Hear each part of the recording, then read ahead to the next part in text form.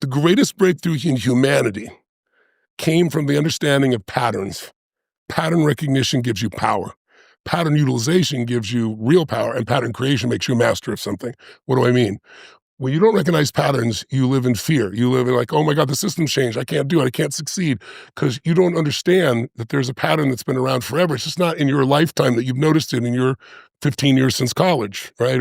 Or 10 or whatever it's been for you, right? So as an example, when we figured out this thing called seasons, humanity went from hunter-gatherers who couldn't survive to we could stay in one place, but we made one distinction. There's only one season you could plant in, springtime. If you worked your tail off in the winter and planted, you didn't get the reward. So you had to plant in the spring, then you had to go through the hard times of the summer, protect it, then you got reward in the spring, then you better hang on to some for the next winter. When we figured that out, humanity grew. That distinction of patterns is the most important thing for your life. You have a pattern of where you are right now in your lives, both of you. If you're 0 to, say, 21 years old, you're in springtime. Tell me, is things hard to grow in spring or easy? Easy. Very easy, right? If you start a business in springtime, you think you're a genius. You're full of shit. All it is you're in the right place at the right time. And when the season changes, that's what thins it out, right? 0 to 21 is the springtime because you primarily, like I had to go to work when I was 14, but I didn't have to make the mortgage, right? I had to help my family, but I didn't make the mortgage. So you're still being taken care of to some extent, whether you like it or not, some. You're being taught things. From 22 to 42 is like your summertime. That's where both of you are, right? And that summertime, it's testing. And the generation that's in that stage always thinks things are unjust and unfair, but always. You can look at over 100 years and you hear the same examples over and over again. And so during that time, you finally say, I don't know if I believe all the crap I was told. I'm going to go test my own world. I think they're full of crap. Plus, when you're 22, 25, 27, 28, you know you're going to be a billionaire, and you know you're going to be president of the United States, and you know you're going to have 100 relationships with everybody simultaneously, and everybody's going to be happy. By the time you're 35, you discover that isn't working so well. You have a hard time with one. You're not a billionaire yet, and it hasn't quite worked out the way you have, and so you get humbled, right? That 22 to 42 range is the toughest time. All studies about happiness, it's the toughest time because you're trying to figure out who you are. You're trying to figure out, prove to yourself, maybe to the world also, but to yourself who you are. And as you go through it, you're going to go through kind of the hero's journey. You're going to have it hit you're not prepared for, and it's going to feel overwhelming, and you're going to think, oh my God, I don't know how to deal with this. But if you're relentless, you'll grow. You'll go on the little hero's journey. You'll meet new friends, new mentors. You'll fight good battles. You'll eventually win the war and come back and have something to share. And then it starts over again. But in that stage, that's when we start to consolidate relationships. Towards the end of that stage, you start to move into your power. Now, you guys might be ahead of schedule or behind schedule. I'm not telling you this is exact. It's a really good rule of thumb. Third season, 40, and say, look at 44 to 64. That is the power stage for almost everybody. It's when you earn the most money in your lifetime. That's when all the accumulation of things you've done, when people say it wasn't working, they didn't give it long enough to work. Now it's working. And they go, oh my God, this is the greatest time. Then you have relationships that are 20 and 30 years long. And you can do more with your pinky than it used to take, working 20 hours a day. You know everybody, you know what to do if you've taken care of your health, right? It's a phenomenal stage. And if you've grown, if you didn't plant in the springtime, you're going to weep in the fall. You're not going to reap in the fall. And then the stage 65 to 85, or 65 to 105, or 65 to 125, the oldest living humans, that's the winter again. And that's when you get to be a mentor to society. At that point, you don't give a f what people think. You care, but you're not here to try to convince any. You know who you are. You're not trying to prove it to anybody else or yourself, but you do want to help.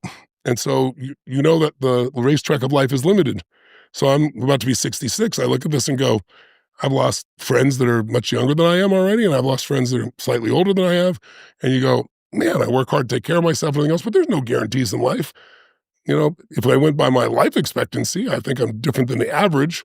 You'd say, okay, Tony, well, you might have about 14 years left. I was like, 14 years left? What the hell?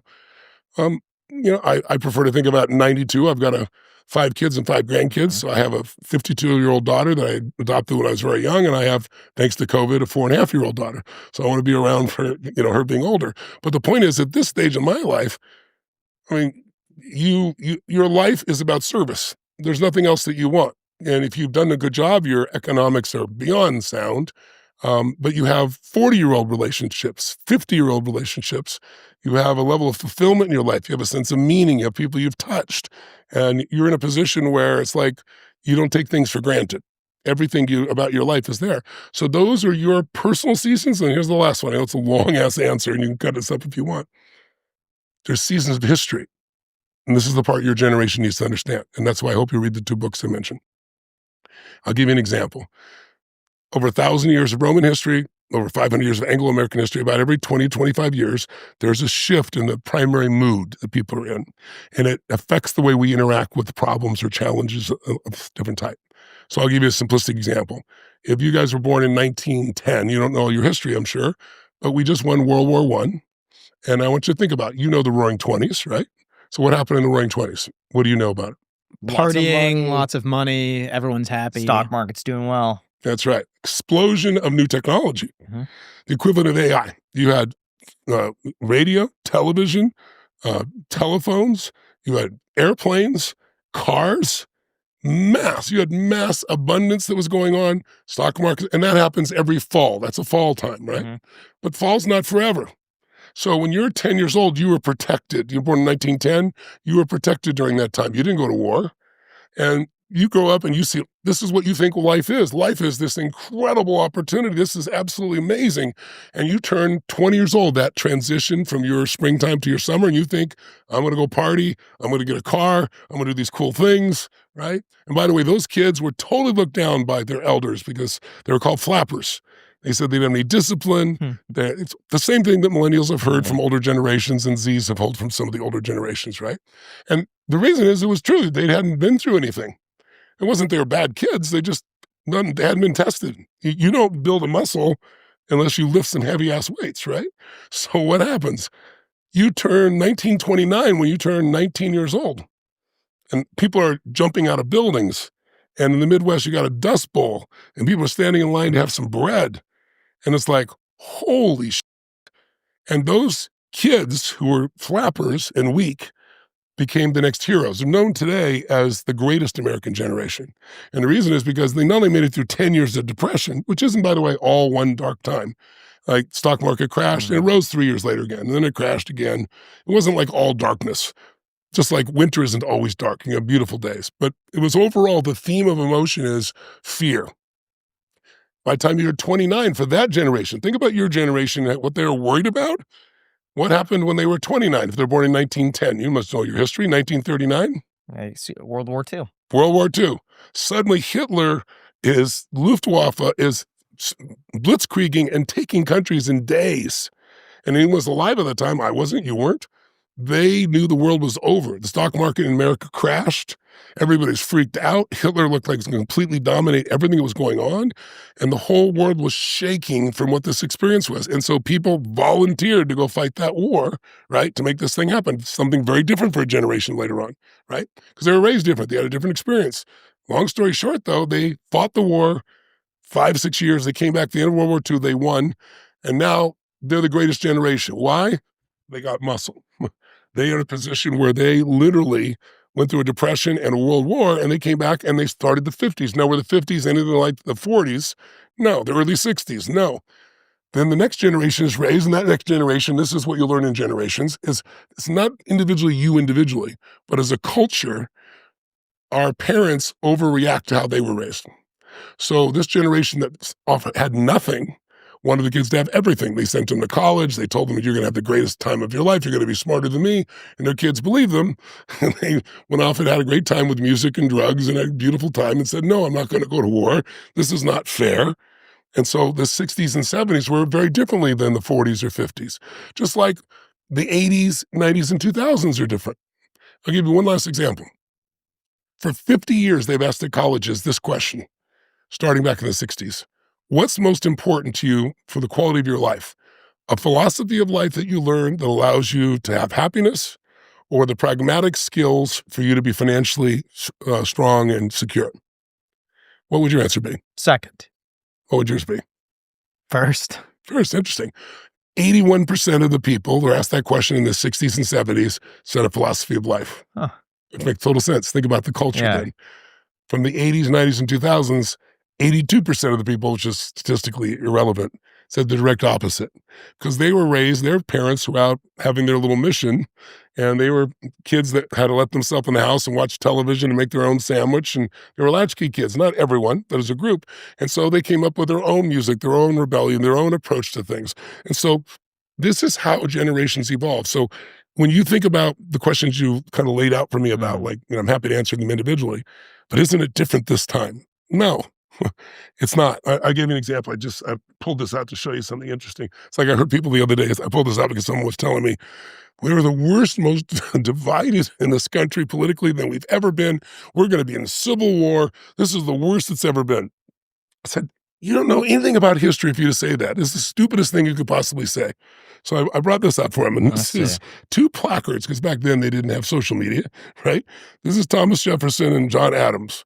So they put out placards when they're fighting against each other for president. Let me read it what it says, and you see how it sounds compared to today's days.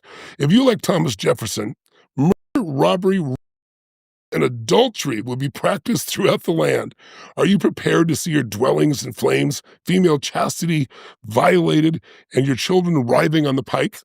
This is what Adams put out about Jefferson, right? Co-founders of our country, right? John Adams, Jefferson put out, John Adams is busy importing mistresses from Europe, or trying to marry some of his sons to a daughter of King George, which to me, to them, would be like the devil. He's a hideous, hermaphroditical character with neither the force or firmness of a man nor the gentleness and sensibility of a woman. I mean, when you study history, you no longer have these fears that millennials and Zs have right now.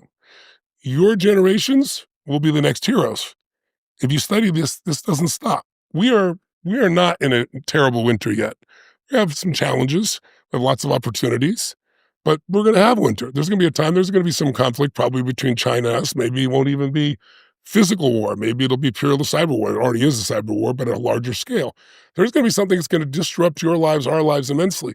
Your generations will be the generations that will rise to deal with that. That is historically what happens. Doesn't mean every individual will. And all the things that they're worried about will go out the door. Now, one of the biggest traps with healthy snacks is just how misleading they are. A lot of protein bars I've noticed still spike your blood sugar, contain hidden sugars, or contain ingredients you can't even pronounce.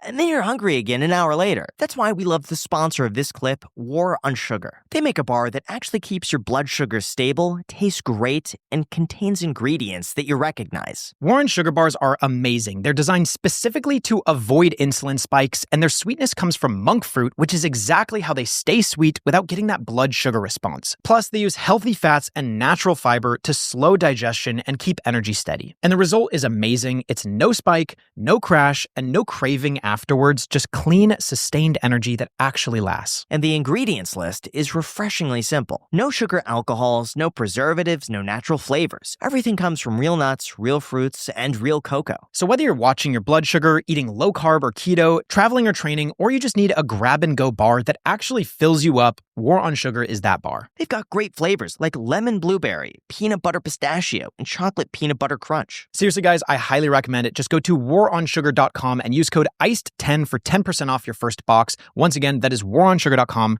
ICED10 is the code for 10% off your first box. I have a problem. When I eat, I spike and I crash and I cannot focus. I do not suffer that with War on Sugar bars, so I highly recommend it. Thank you so much to War on Sugar for sponsoring this clip.